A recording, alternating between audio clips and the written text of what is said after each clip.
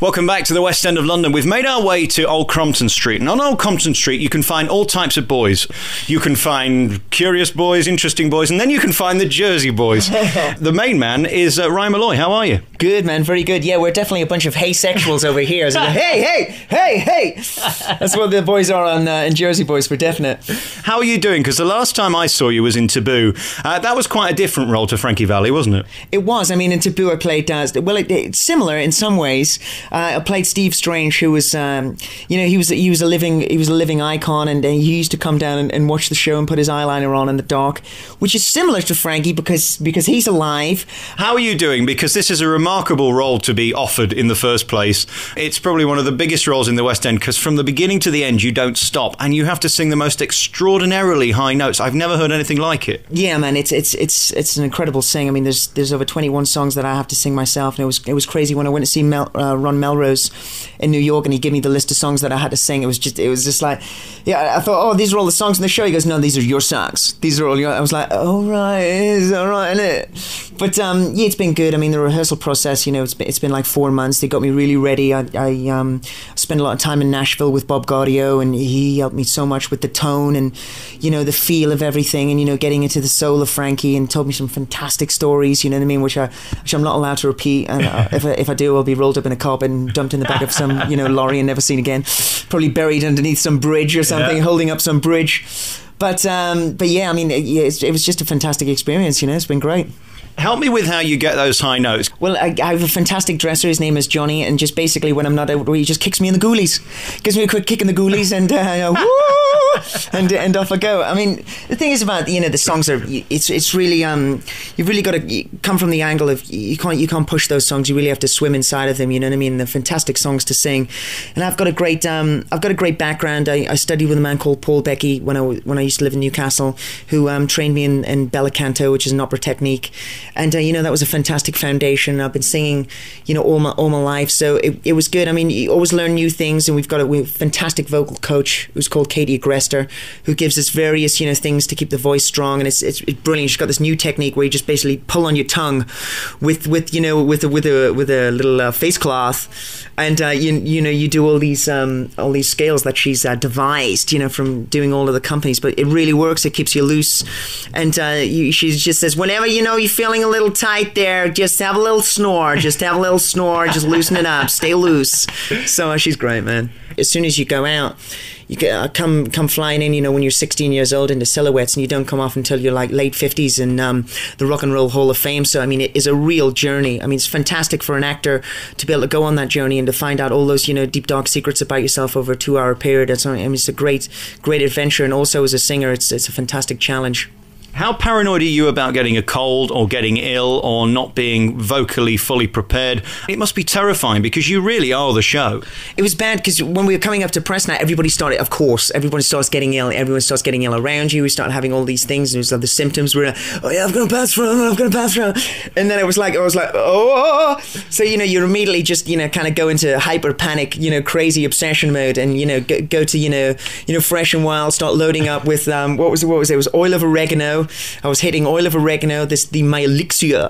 The elixir helped me through, man. The elixir got me through. And I tried to buy elixir for the other 4 seasons, and it was only Phil Bulcock who took the elixir.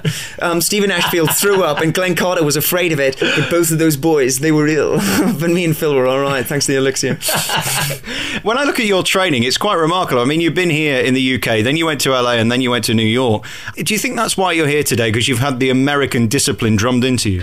Well, I come from a really tough background in North Shields, and and my mother was always really strong, so it was I had a lot of mental toughness from my family background, and that was enabled me to take the challenge when I was just went over to LA when I was 19. I just went over there, I just followed the dream, and it was good, and I just dived in the deep end, and I was there for I think it was like 4 years or something, and it was sleeping on couches, and just really going for it, doing karaoke competitions to make a couple of bucks, so we could buy some spaghetti so we could eat but I was surrounded by some of the most greatest singers you've ever heard. I mean, it was absolutely fantastic. You know, when I was over there, we used to sing in this place called the Kibbutz Room.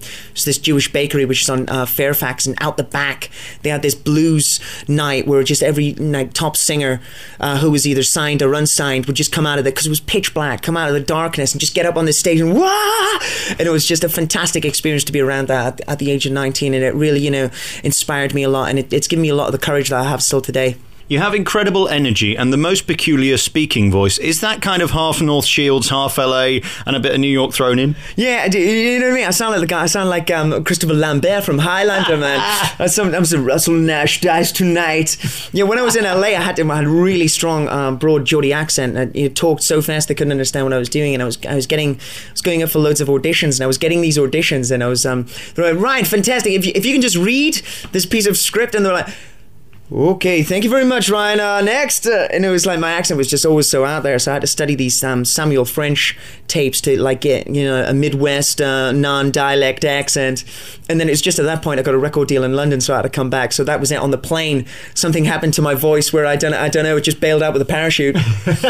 And of course, this is the Jersey Boys. We're not talking near Guernsey. We're talking New Jersey. We're talking New York. How difficult is it to master that accent? It's tough. I mean, the songs are tough to, you know, to sing those songs, but it's also because a lot of the songs just go straight from song into dialogue, and the Jersey accents are really hard, abrupt accents. So the switch in that is really hardcore. But the thing is, we had a fantastic a dialect coach called Stephen Gabus, who was absolutely fantastic. And I think, you know, it's such a strong focus to get the accent of a place that you're playing, you know, absolutely correct. I mean, it really helps with your character and your building. And you know, they were there for us all the way along the way, and we got a fantastic vibe going on. So and we've had some great comments from like some people from Jersey who thought we were Americans, and we all come out, you know, and you know, Stephen's Scottish, and you know, and the rest of us are like, you know, the English types. But yeah, I mean, it's a great comment from some of the Yanks that they think we are actually from there. And what's it like being the star to appear on the Loose Women's, the GMTVs, all these different TV shows that really West End stars never get to go on? That must be a fantastic thrill. It's just great how much we've been appreciated, you know, going on these things, and the presenters are, you know, they've seen the show and they're really raving about the show, and they're really happy to have us there, and it's a great, you know, it's really nice to actually go to these things, and you know, they're really welcoming, and just to do the songs and stuff, and then it's great to be in the show right now. It's fantastic. And presumably being the headliner, having your face on the picture and being on all the billboards and your name at the top of the programme, that's really what you've worked this hard for. Yeah, I mean, it's been a tough road. I mean, the last 5 years are really, you know, focused on, this is what I wanted to do after I came out my record deal, and I wanted to get back to acting, and it was tough at the start, you know, because I'd lost a lot of momentum when I was in Los Angeles. It was really going well for me. I was, you know, meeting Joel Schumacher, Penny Marshall, and it was getting really, you know, close, and then I had to come back, and I just lost that emphasis and kind of lost my window, so I had to really start from the ground up again. I had to start taking some, you know, summer classes, trying to get back into it, some little classes, you know, here and there over at the City Lit, you know, just trying to get my Meisner technique, you know, sparks back up again. And you know, from that I did a little thing in Edinburgh, you know, and it just kept building and building, and I got Taboo, and then, you know, Jerry Springer the Opera, and it was good. I mean, it all, you know, just kept believing and just kept focusing, and that was what I really wanted to do. I wanted to get back, because there was so many unanswered questions when it was like with the acting, but it was great that I had my voice all the way, you know, to keep me warm, to keep me believing, man. So it definitely kept my heart beating. I think I saw you in the tour of Jerry, and I certainly saw you in Taboo several times.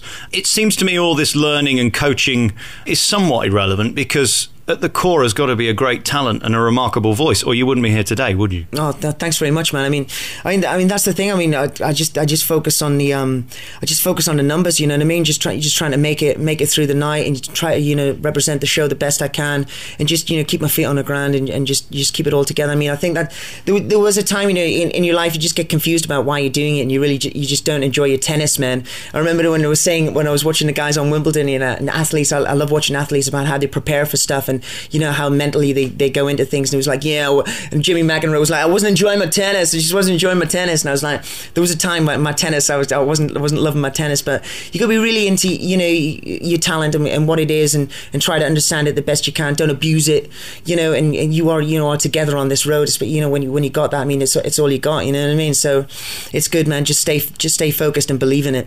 Is there any better thrill than being in the launch of a show right at the beginning, in the creation of it? It is. It's fantastic, because it is fresh and new. And the great thing about the show, all the creatives, you know, Des McAnuff, Sergio Trujillo, all those boys, and Rick Ellis and Marshall Brickman, they care so much for the show, you know what I mean? And they want it to be the best that it can be, and they believe in it, they care for it. It's like their child, and they show so much enthusiasm for the show and for you getting it right, and they help you all along the way, and that buzz starts getting, you know, created.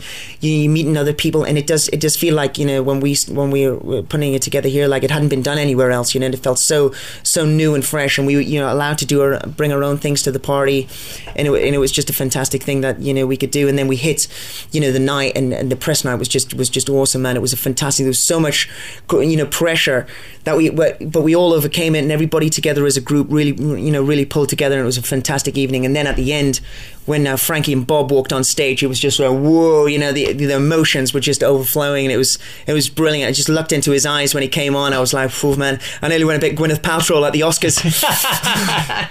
And very finally, that feeling when you know there's a big star in the audience, which obviously happens at the launch of any show, does that change the way you think about the show, or do you just have to block it out completely? Yeah, you don't think about those things. I mean, it's weird, because when all those things are, you know, coming up to opening night, and, you know, you start getting gifts from people, good luck and all this, you start going, whoa, good luck, what do you mean good luck, will there be bad luck? But you just got to expel all those thoughts from your brain and just get down to business, you know what I mean? And just trust in the piece. It's a great piece. Trust in the people that are around you. You know, I'm surrounded by fantastic performers and actors and singers and musicians, and a great crew that we have here as well, you know what I mean? All the way through, fantastic people at the theatre, and everybody together. You just made that night very special. And bearing in mind what a dump it was backstage at Taboo, what's it like having this palace of a dressing room? Oh, that was unbelievable. I mean, at Taboo, I think everybody was in a room about the same size as this. But I mean, it was great fun when I was at Taboo, you know, because I was, all the boys were in the same room and all the girls were in the same room. But I had a great honour of being in a dressing room with some absolutely fantastic actors. I mean, it was right next to David Burt, you know, Paul Baker, you know, Johnny Partridge was in there, Ewan was in there, Boy George was in there himself, you know what I mean? So I was surrounded by, you know, fantastic guys. And, you know, I learned a lot from those dudes, man. It was a great honor, you know, sharing a dressing room with them. But it's good now, you know, you've got a dressing room with you, and you have a little lie down, you know, when you fancy it, you know, and someone's not going to throw Skittles at you when you're resting. And you can sit on your vibrating chair. What a thing that is. Yeah, it's a gift from my mother, the vibrating chair. I'm very excited about it. But yeah, man, I don't know if it's actually doing more harm than good. I've got more knots in my back than I've ever had before, but it definitely is a lot of fun sitting on it. Yeah. I think you should get a few guys, you know, start renting it out to people in the theatre. Definitely, man. Phil Bulcock from next door, as soon as he finds out, be like a little magic carpet. He loves that shit. Ryan Malloy, you're a complete unique talent, and your voice is just spectacular in the show. I can't recommend Jersey Boys enough. It's one of those rare things that comes around ever so often where you just get a brilliant show. It's still #1 on Broadway after 3 or 4 years, and it's going to be here for a long time because it's a brilliant show with fantastic songs and great performers who do justice to the songs, which is all the ingredients you need really to make a great show. Yeah, man, it's got everything, man. It's got everything. It really is, you know, just it's a fantastic honour to be involved in it. I can't say enough about it. Everybody's really excited about being in it. Everybody's, you know, all of our producers and everything are really excited how the British audience have, you know, taken it to their hearts, and they have. I mean, it's fantastic. We're getting standing ovations every night, and we're getting standing ovations every night because the story is so compelling, you know what I mean? It's such an emotional journey that the audience have to sit there and watch, and they have to watch these 4 guys from nothing, you know, rise up to the, you know, the heights of megastardom, and then, you know, lose it all, you know what I mean? And it is a real blue collar story, and it's really from the heart. I wish I just had 1% of your energy. I'm such a bore. I mean, you speak so quickly and you speak so intelligently, and I'm sat here so boring and energyless. It's just phenomenal. Thank you very much for talking to me, Ryan. You know more big words than me, man.